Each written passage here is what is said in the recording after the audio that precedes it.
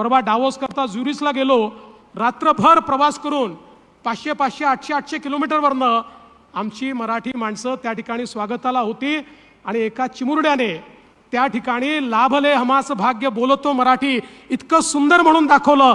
एवढा अभिमान वाटला की आपला मराठी माणूस इतके वर्ष तिकडे गेला तरी देखील माय मराठी त्याच्यापासून दुरावली नाही. माय मराठी त्याच्या मनामध्ये आहे आणि ती माय मराठी पुढच्या पिढीला देखील पोचवण्याचं काम तो करतोय. हे बघून खरोखर मला असं वाटतं अतिशय मला चांगली भावना त्या निमित्ताने तयार झाली.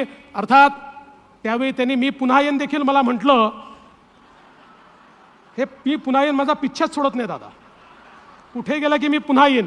पण अलीकडच्या काळात चांगलं म्हणतात, मागच्या काळात उपहासाने म्हणायचे.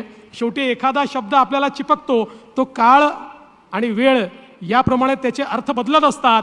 पण मी तुम्हाला सगळ्यांना म्हणतो की तुम्ही सगळ्यांनी हे ठरवलं पाहिजे की जेव्हा जेव्हा विश्व मराठी संमेलन होईल तेव्हा तेव्हा मी पुन्हा येईन, मी पुन्हा येईन, मी पुन्हा येईन.